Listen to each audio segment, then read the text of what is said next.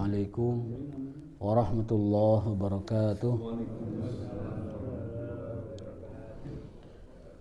Alhamdulillahirabbil alamin wa bihi nasta'inu ala umuri dunya waddin.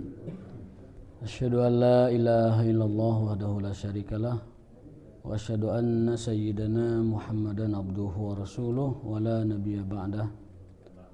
Allahumma fassalli wa sallim ala hadha nabiyil karim wa ala alihi wa ashabihi ajmain, amma ba'du. Sebelum kita mulai kajian, ini ada informasi dari Pak Budi ya, bahwa kawan dekatnya atau kolega ya gitu meninggal dunia, yaitu camatnya Dayakolot. Ala hadinati thayyibah nazkur lahu al-Fatihah. A'udzu billahi minasyaitonir rajim. Bismillahirrahmanirrahim. Alhamdulillahirabbil alamin. Arrahmanir rahim. Maliki yaumiddin. Iyyaka na'budu wa iyyaka nasta'in. Ihdinas siratal mustaqim. Siratal ladzina an'amta 'alaihim ghairil maghdubi 'alaihim waladdallin. Hari ini kita akan melanjutkan kajian dengan kitab yang baru, yaitu Tazkiyatun Nufus ya. Dulu pernah ini, tetapi tidak dilanjutkan ya. Udah lama sekali, 2 tahun nih Pak Didi ya kali ya. 2 tahun lalu ya ini ya kemungkinan. Ya. Tetapi diperhatikan ternyata berbeda. Kalau beliau itu jalurnya Al-Hikam ya, Ibnu Athaillah As-Sakandari. Kalau yang ini jalurnya adalah Tazkiyatun Nufus. Artinya tazkiyah itu dari kata zaka yuzaki tazkiyah, artinya pensucian.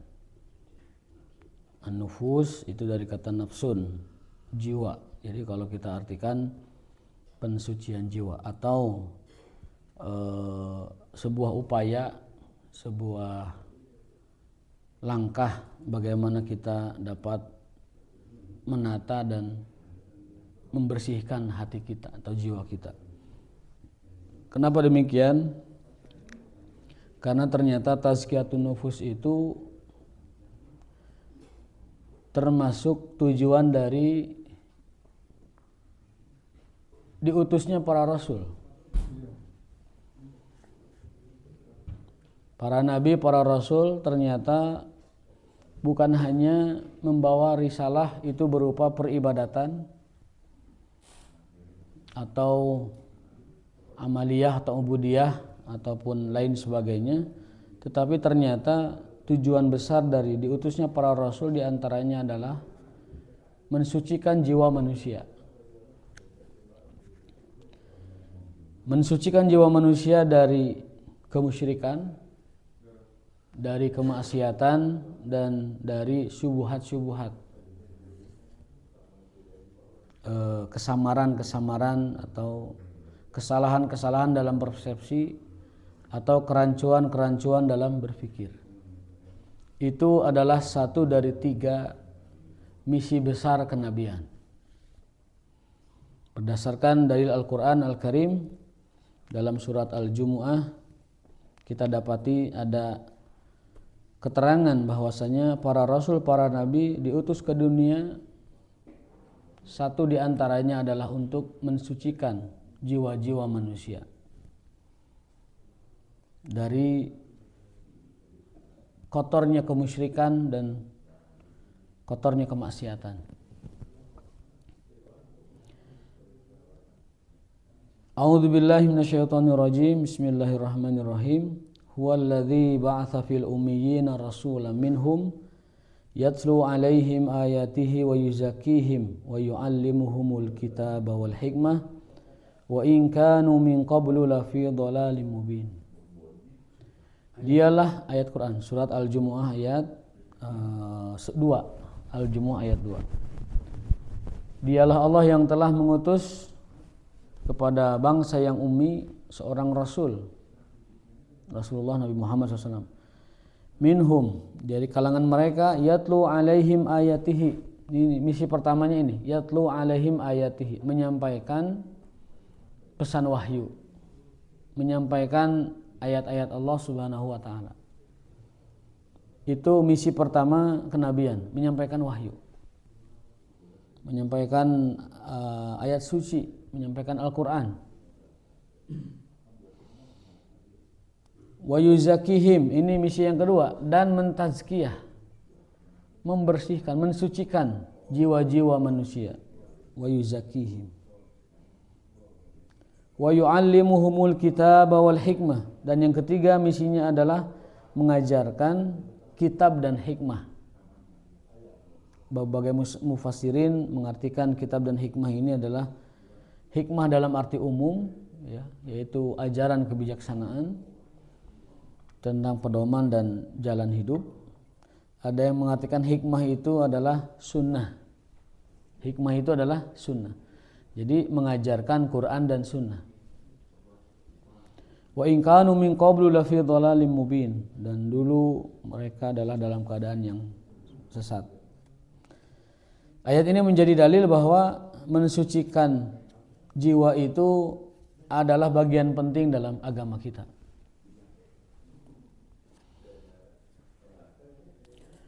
Kalau kita perhatikan, agama Islam ini terdiri dari 3 unsur. Unsur-unsur ini sekaligus tujuannya.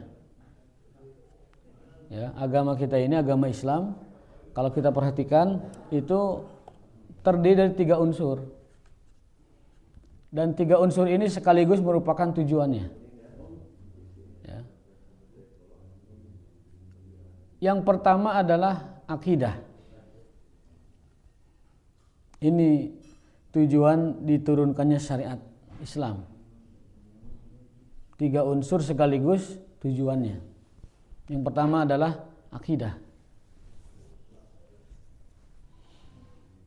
Keimanan kepada yang gaib, keimanan kepada Allah, kepada malaikat, kepada Rasul, kepada takdir dan seterusnya. Yang kedua adalah syariah atau ibadah. Ini unsur kedua dan sekaligus tujuan dari diturunkannya risalah Islam. Untuk memastikan ibadah manusia itu benar. Ya. Kalau yang pertama tadi untuk memastikan bahwa keimanan manusia itu benar hanya kepada Allah.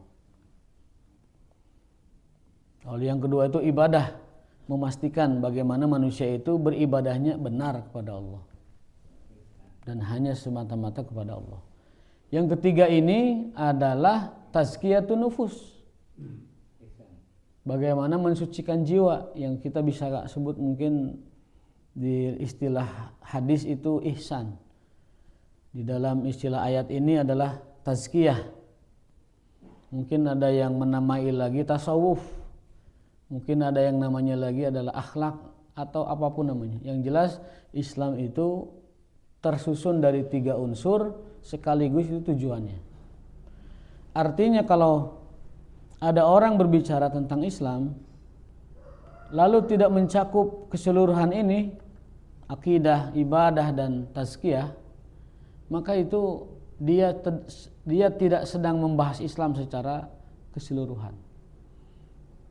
Pasti akan menjadi parsial, menjadi juz'iyah, sebagian-sebagian yang tidak menunjukkan kepada kesempurnaan atau kelengkapan atau komprehensif agama Islam.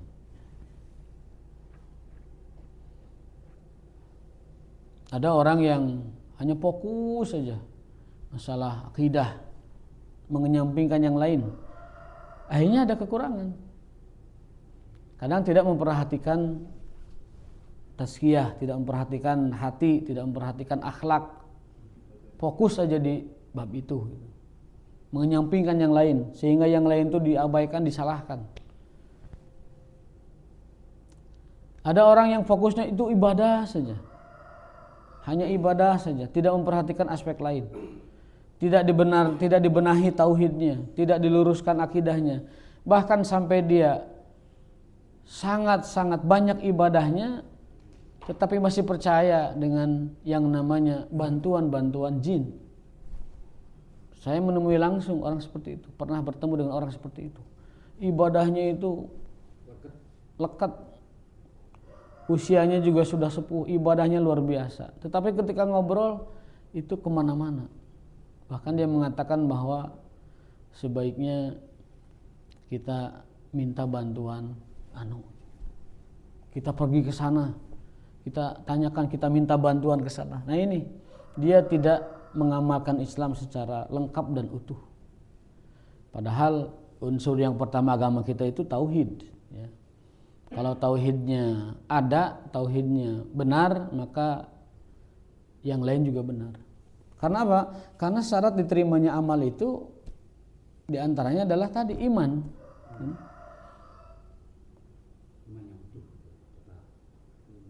Tiga kriteria ibadah kita ini berkualitas, atau tiga kriteria ibadah kita ini diterima oleh Allah Subhanahu wa taala.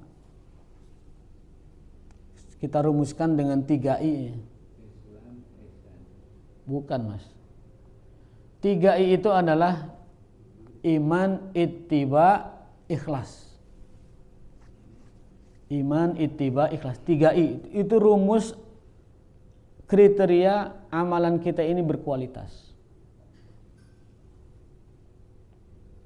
Berdasarkan firman Allah Subhanahu wa taala dalam Al-Qur'anul Karim, a'udzubillahi minasyaitonirrajim, wa man arada al-akhirata wa sa'alaha sa'yaha wa huwa mu'minun falanuhyiyannahu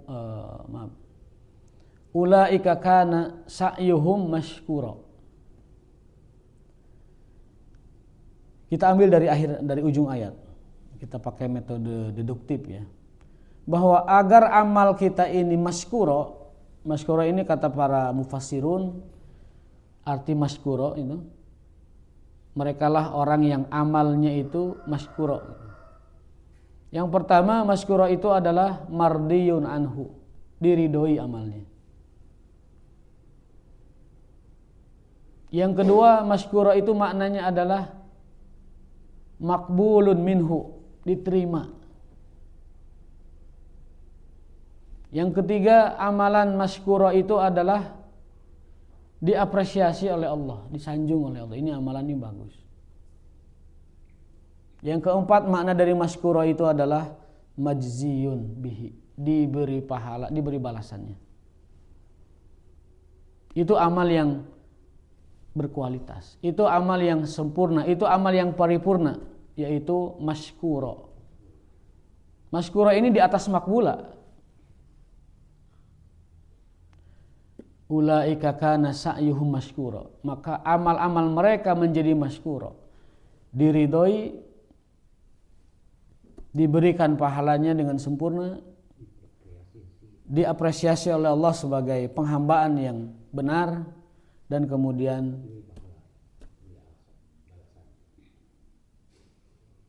diterima oleh Allah Subhanahu wa taala. Diapresiasi, diterima, makbul ya, diridhoi, dan juga dibalas dengan pahala yang sempurna. Nah, supaya amalan kita ini mashkura, maka kita tarik ke ayat ke redaksi ayat pertamanya. Itu kan pertengahan ayat. Yaitu 3 kriteria. Man aradalaha al-akhirah. Man aradal akhirah itu adalah amalnya betul-betul ikhlas. Ikhlas itu definisinya adalah mengenyampingkan seluruh pertimbangan selain Allah. Memurnikan amalan dari motivasi-motivasi, keinginan-keinginan, bisikan-bisikan, pertimbangan-pertimbangan selain Allah. Dalam bahasa lain, selain harapan akhirat. Jadi kalau ada orang beribadah motivasinya bukan akhirat, itu belum ikhlas. Kalau ada orang beramal ibadah motivasinya bukan akhirat, wa man aradal akhirata, maka dia tidak mashkura. Untuk itu mari kita jadikan seluruh amalan kita, baik yang namanya amalan fardiyah, amalan individu, atau amalan jamaiyah, amalan sosial atau amalan ubudiyah, jangan sampai ternodai, jangan sampai tercampur dengan motivasi-motivasi, pertimbangan-pertimbangan yang sifatnya tidak berdimensi ukhrawi atau bukan karena Allah Subhanahu wa taala. Karena kita hanya mendapatkan capeknya saja. Hanya mendapatkan ritualnya saja tetapi tidak masykuro. Jadi agar amalan kita masykuro, ini nanti nyambung dengan tazkiyatun nufus. Agar amalan kita masykuro, maka yang diperbaiki pertama itu adalah motivasi, niat. Dalam hadis, niyatul mu'min a'zamu min amalihi, niat seorang mukmin itu lebih agung, lebih besar daripada amalannya itu sendiri. Yang kedua, agar amalan kita masykuro, itu adalah wasa'alaha sa'yaha, mengupayakan supaya amal tersebut sesuai dengan ketentuannya. Wasa'alaha sa'yaha, ditunaikan dengan sebagaimana mestinya.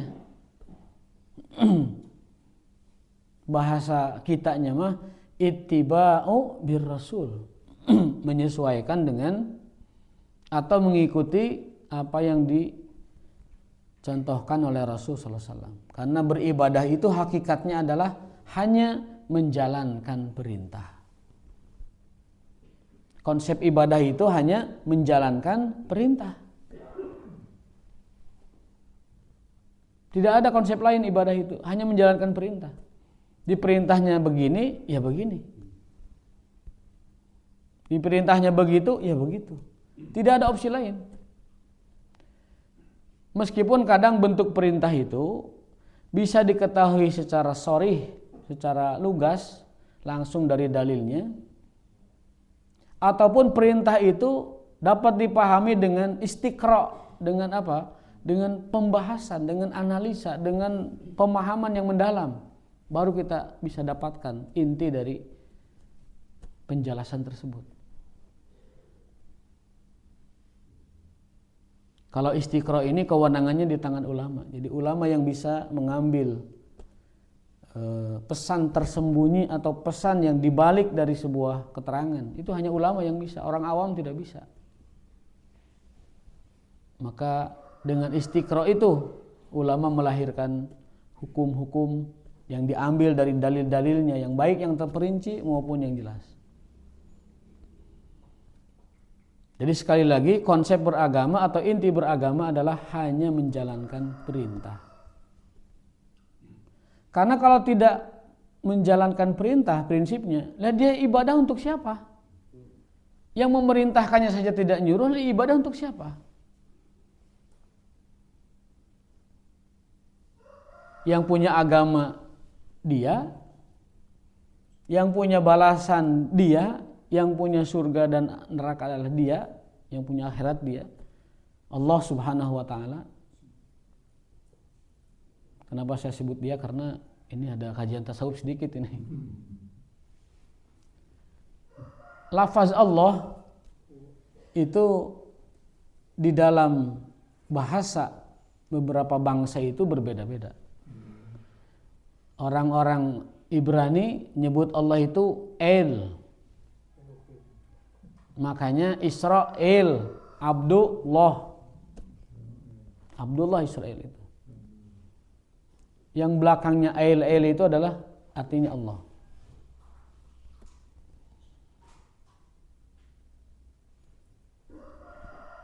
Orang-orang Mesir kuno menyebutnya itu Atun. Ilahal Atun itu adalah ilahus samawati wal ardi, bukan ibu Atun. Atun. Orang-orang bangsa lain mungkin menyebutnya dengan lain. Maka lafaz Allah itu adalah lafaz Tuhan yang dari bahasa Arab, Allah. Untuk itu sebagian sufi mengatakan bahwa nama tertinggi Allah itu adalah Huwa. Makanya ada yang zikir hu itu huwa. Mengapa demikian? Karena Allah sendiri mengenalkan dirinya dengan huwa.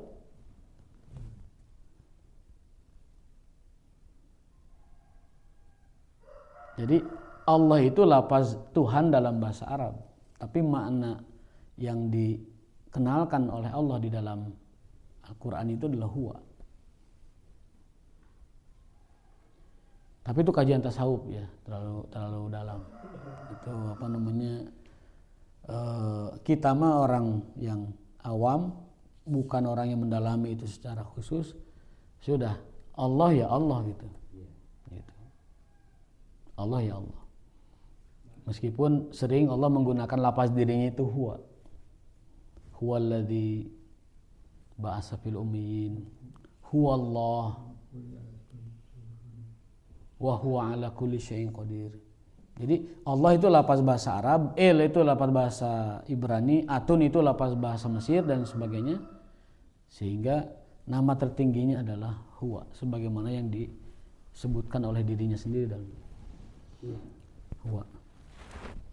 Tetapi kita jangan menggunakan itu di dalam keseharian. Hanya sekedar tahu saja, oh ternyata istilah lafaz Allah itu di bahasa-bahasa lain itu berbeda-beda gitu. Itu aja intinya, kita biar tahu saja. Huwa itu dia. Huwa itu artinya dia. Dan dia yang maha berkuasa, yang maha kuasa atas segala sesuatu.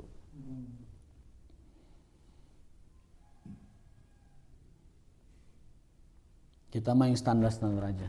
Allah udah tidak menggunakan huwa. Masa kita mau takbir Allahu diganti hu akbar, kan enggak juga. Jangan ya.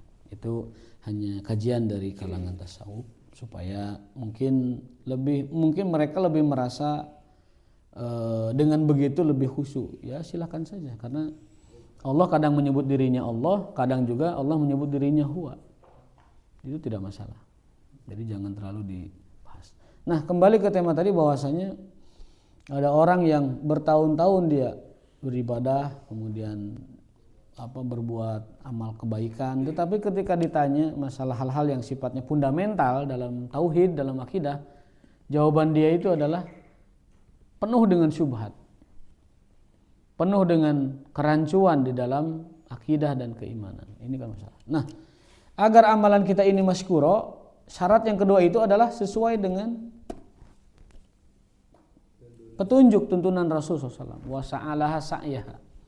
Yang ketiga, agar amalan kita ini masykuro, wa huwa mu'minun. Man aradal akhirata wa sa'alaha sa'yaha wa huwa mu'minun. Dan dianya beriman. Gitu. Ulaika kana sa'yuhum masykura, maka amal-amal mereka adalah masykura.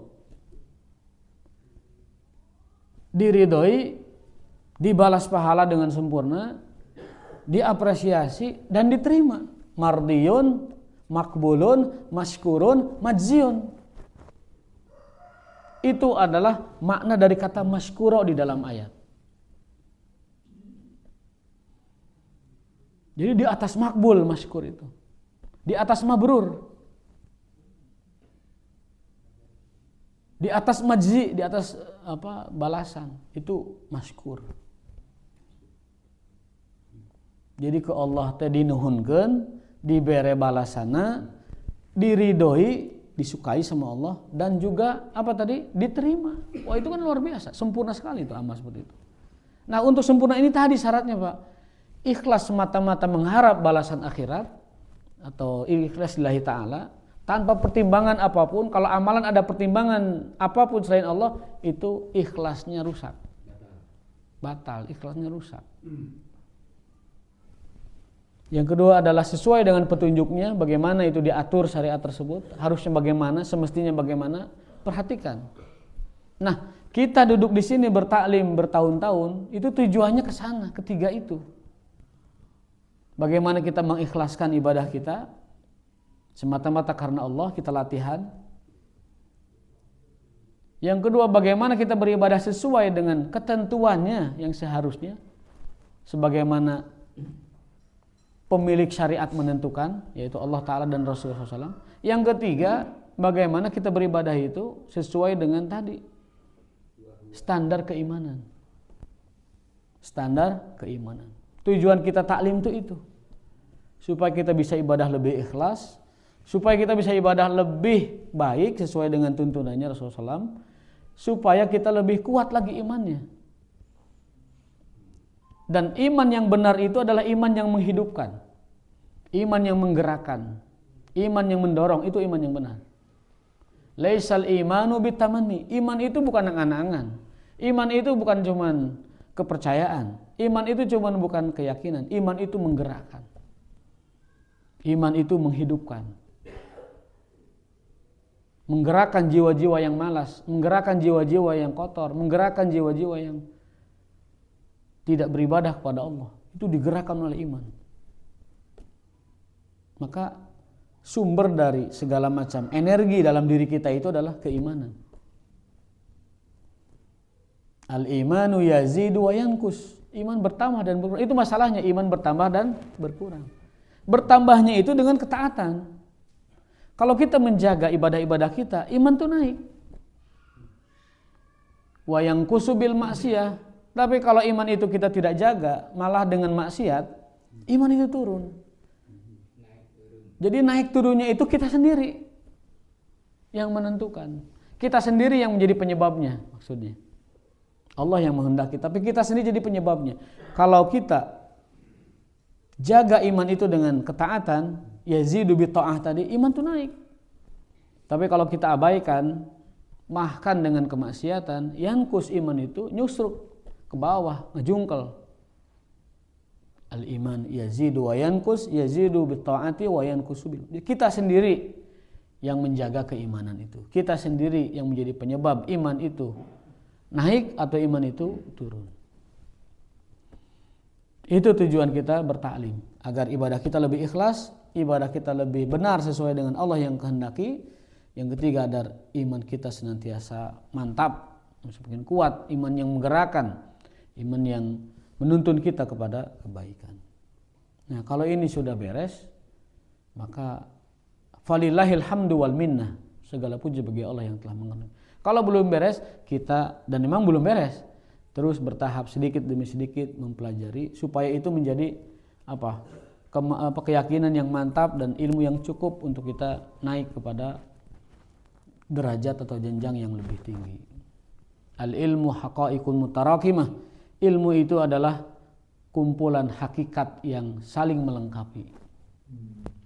Al-ilmu haqiqatun mutarakimah. Ilmu itu adalah hakikat-hakikat yang menyusun.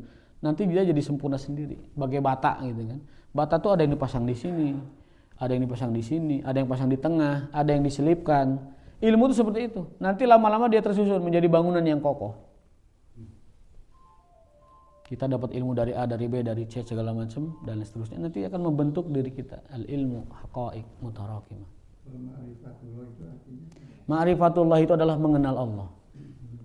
Mengenal Allah, mengenal haknya, mengenal sifat dan asma'nya, mengenal jati dirinya, ya. Mengenal apa-apa yang membuatnya ridho dan apa-apa yang membuatnya murka. Itu ma'rifatullah. Maka ma'rifatullah adalah a'la ma'rifah. Ma'rifatullah adalah puncak dari keilmuan.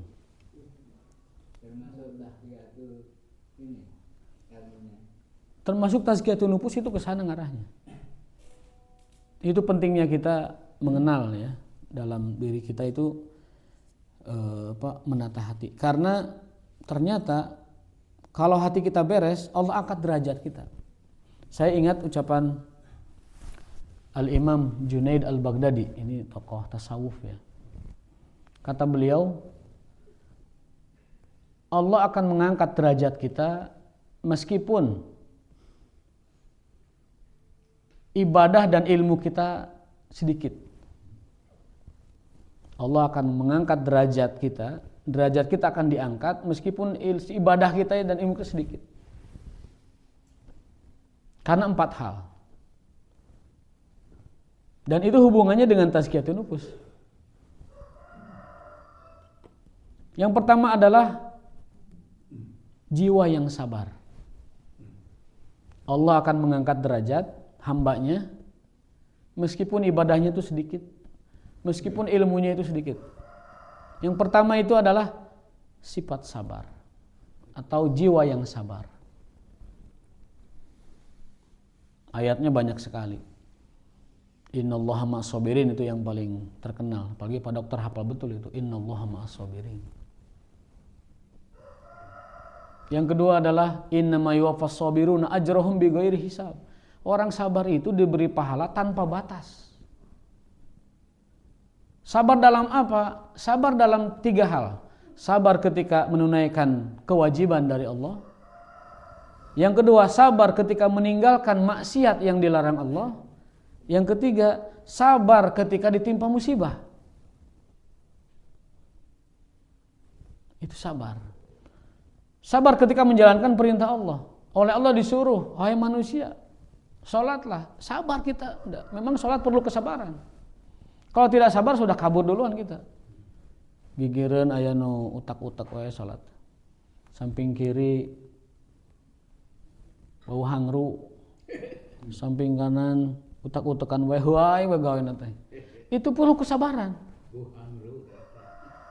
Ketika zakat butuh kesabaran. Uang kita sudah ngumpul 1 nisab 85 gram emas, tiba-tiba disuruh menyetor kepada Allah sebagai zakat melalui mustahik itu kan hak Allah itu, bukan hak kita.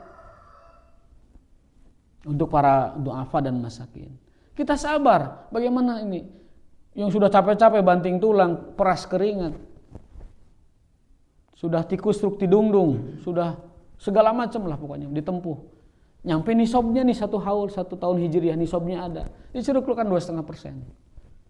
Itu perlu kesabaran untuk menunaikan kewajiban itu.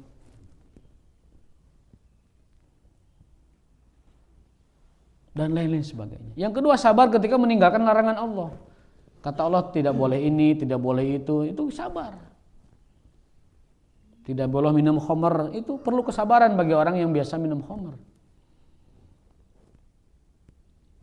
Tidak boleh makan riba, perlu kesabaran Pak untuk meninggalkan riba itu, perlu kesabaran. Karena mungkin kanan kiri akan goyah ekonominya. Karena mungkin ada sesuatu yang kurang yang biasa dia peroleh. Meninggalkan riba perlu kesabaran. Yang ketiga adalah sabar dalam musibah. Karena hidup manusia memang sejatinya dihiasi dengan bala. Sana bala-bala opik sana, bala strip bala gitu. Bala. Kita pakai bahasa Arab aja, balaya. Jamak dari bala kan balaya. Ya, jadi ad-dunya darul bala. Dunia itu memang tempatnya bala. Wal akhiratu darul jaza, dan akhirat adalah darul jaza, tempat pembalasan. Yang baik dibalas baik, yang buruk dibalas buruk. Perlu bersabar untuk menghadapi bala. Karena manusia memang dari sejak lahir sudah dalam kepayahan. A'udzubillahi minasyaitonirrajim. Bismillahirrahmanirrahim. Laqad khalaqnal insana fi kabad. Sungguh kami telah ciptakan manusia dalam keadaan payah. Payah, Pak.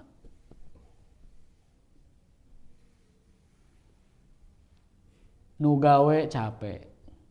Nu teu gawe capek. Komo nu teu boga gawe leuwih capek plus lieur eta. Nu taklim capek. Nu nuju ngopi oge capek tetep, Pak. Cecep apa. Yang tidur juga tetap capek itu. Ya mending taklim.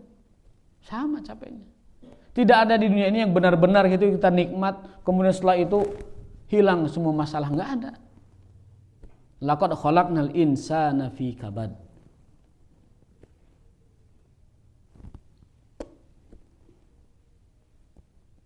Yang naik motor capek. Oh, ngono naik motor. Komodo naik mobil. Yang naik mobil juga capek. Memang tidak capek naik mobil, capek itu. Yang nggak pernah capek Superman-nya. Superman juga capek. Capek. Buktinya apa? Buktinya rambutnya ke depan gini kan. Timplek gitu kan. Itu menunjukkan bahwa dia juga stres itu. Rambutnya sampai nggak keurus gitu kan. Capek. Yang naik mobil capek, yang naik motor capek, yang jalan kaki, semua capek, emang tidak capek. Bahkan dalam keadaan kita penuh dengan kenikmatan pun dalam dunia ini itu juga terselip rasa capek di situ. Selalu dunia itu begitu. Tidak ada orang tidak capek. Karena fitrah manusia itu capek. Laqad khalaqnal insana fi kabad. Agar manusia sadar bahwa satu-satunya tempat yang tidak ada capeknya hanyalah surga. Agar menjadi penyadar manusia bahwa tempat satu-satunya yang kita tidak akan merasa capek adalah surga. Kata Nabi, kalian akan hidup terus, tidak ada matinya. Kalian akan sehat terus, tidak ada sakitnya. Kalian akan hidup terus, tidak ada matinya. Kalian akan nikmat terus, tidak ada tidak nikmatnya. Dan kalian akan muda terus, tidak ada tuanya. Itu adalah hadis Nabi tentang sifat ahli surga. Hanya di sana. Kalau di dunia itu memang sudah tempatnya capek. Jadi capek-capek yang biasa itu dilawan. Hoream-hoream itu dilawan. Hoream thalabul ilmi dilawan. Hoream ngaji dilawan. Hoream bekerja dilawan. Karena memang tempat manusia itu hoream. Nah, jadi sabar yang ketiga adalah sabar menghadapi musibah. Bahkan orang sabar itu lebih lagi balasannya. Bukan hanya diberi balasan tanpa batas. Tetapi orang sabar itu adalah orang yang Allah bersihkan kotoran-kotoran dosa-dosanya. Bukankah ada hadis Nabi SAW bersabda, tidaklah seorang muslim ditimpa keresahan, kegalauan, kegundahan. Bahkan debu yang mengenainya, sakit yang menimpanya, bahkan duri yang dia injak, semuanya adalah penghapus dosa. Semuanya adalah penggugur dosa. Maka orang yang diberi ujian oleh Allah di dunia, dia masuk ke alam akhirat dalam keadaan suci bersih, tidak membawa kotoran apapun. Saya teringat ada sebuah hadis, ini jarang disampaikan, mungkin belum pernah disampaikan. Hadis riwayat Tirmizi.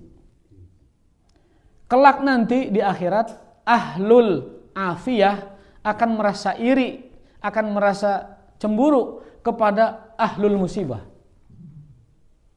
Kenapa?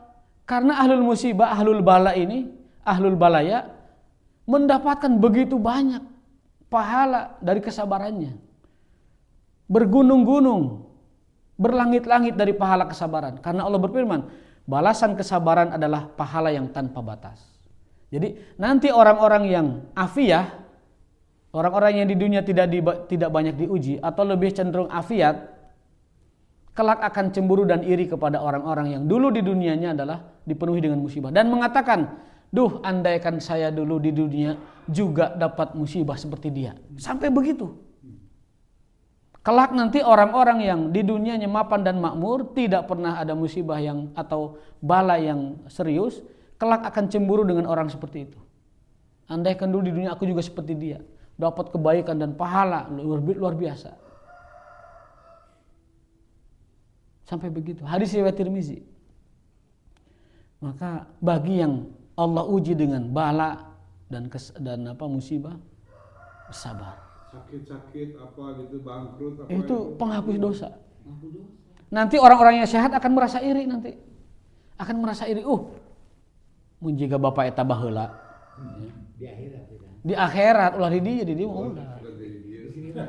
Di sini mah bahkan doanya kalau kita melihat orang yang kena musibah, apa doanya? Alhamdulillahilladzi afani mimma btalahu bihi. Ya Allah, segala puji bagimu yang telah menyelamatkanku dari bala yang dia timpa. Kata Rasulullah, yang baca doa ini ketika melihat orang kena musibah, tidak akan kena musibah yang sama dengan orang itu. Hafalkan Pak hadisnya Pak. Alhamdulillahilladzi afani mimma btalahu bihi wa faddalani ala katsiri mimman khalaqa tafdila. Segala puji bagi Allah yang telah mengafiatkanku dari bala yang dia timpa, dari bala yang kamu dapatkan, dari bala yang kamu rasakan. Segala puji bagi Allah yang telah menyelamatkanku dari bala itu, dan yang telah memberikan fadilah kepadaku dari seluruh makhluk-makhluknya. Kata Rasulullah, man qara'a hadza du'a, barang siapa yang membaca doa ini ketika melihat orang kena musibah, dia tidak akan kena musibah yang sama dengan musibah itu. Jadi belum tentu kalau orang sehat, orang ini tuh nantinya enak di akhirat gitu ya. Kalau dia sabar enak, Pak. Kalau dia sabar tadi menjadi ahlul musibah tapi sabar, di akhirat dia akan mendapatkan banyak pahala yang terima. Amin. Mendapatkan banyak pahala dari kesabaran, dari ketawakalannya kepada Allah Subhanahu wa taala. Yang nanti akan dicemburui oleh orang-orang yang dulunya di dunia itu sehat. Di dunianya itu adalah mapan, di dunia adalah makmur. Jadi orang-orang yang di dunianya menak, di dunia sehat, kelak akan cemburu dengan orang yang dulu di dunianya penuh dengan ujian dan mengatakan, andaikan dulu aku juga seperti dia, mungkin sekarang dapat pahala yang sangat banyak. Pasti dapat pahala yang banyak. Sampai begitu, Pak, orang-orang di akhirat butuh dengan pahala, dan ada pahala yang tidak usah dicari, yaitu bersabar di atas balaya. Pahalanya tanpa hisab. Tapi itu di akhirat. Jangan harapkan di dunia. Di dunia mah kebalikannya bahkan. Ketika ada seorang pemuda yang sakit parna, nguyung, kepalanya botak, bagaikan ayam kabulusan, hod-hod gitu, tidak bisa bangun. Rasul datang menengok. Ada apa wahai anak muda? Kunaon jang? Kamu baca apa doanya? Rasul sudah tahu, dikasih tahu malaikat, ini orang salah doa ini. Kamu baca apa? Ternyata dia baca doanya, Pak. Allahumma in kunta mu'adziban li yaumal qiyamah fa'adzibni. Allahumma in kunta mu'adziban.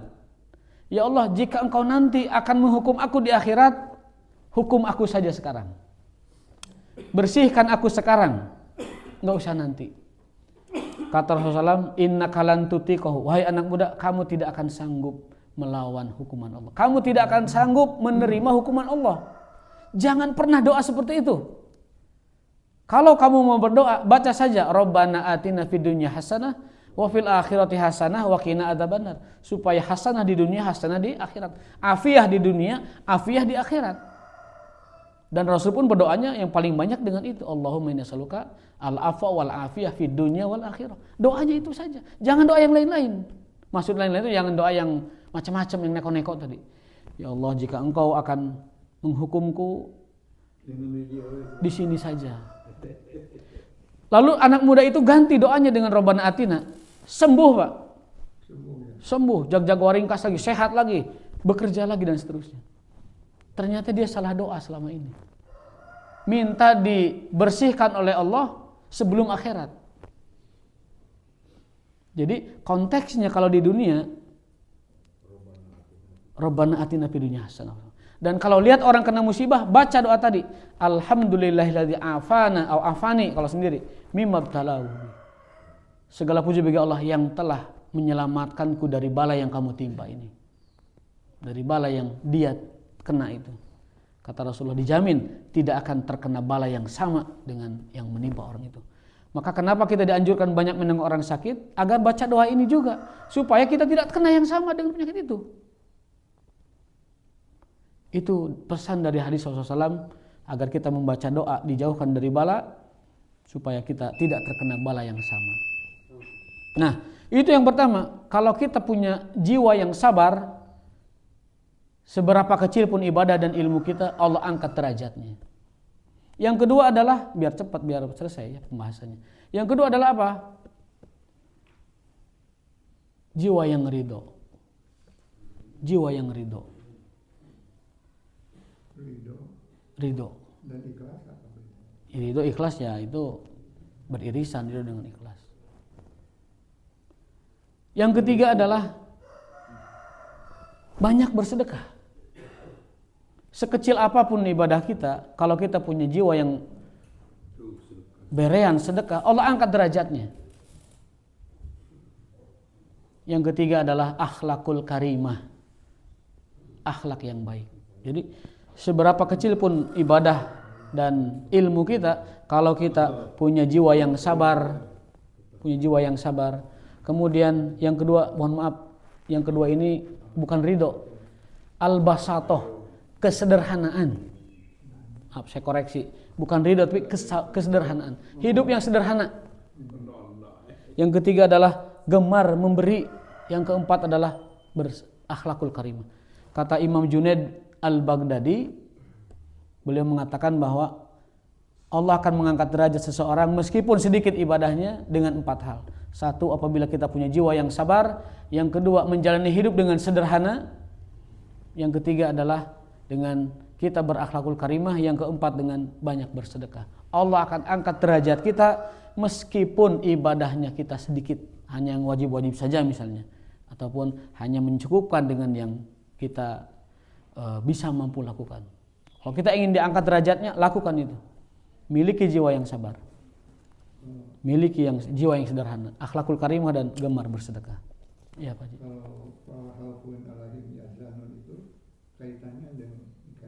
Itu nanti sebelum meninggal dunia.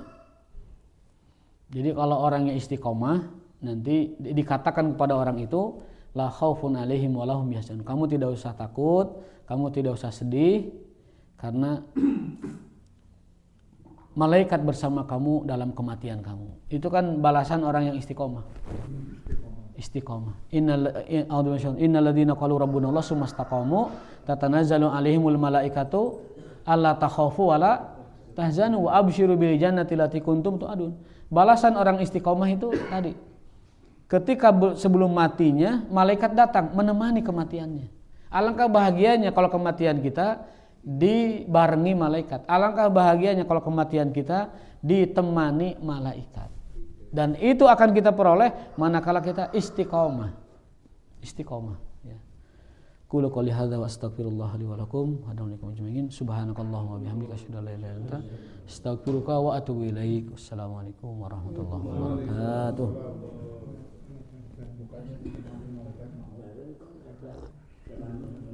Yang ini malaikat penenang. Jadi sebelum malaikat maut datang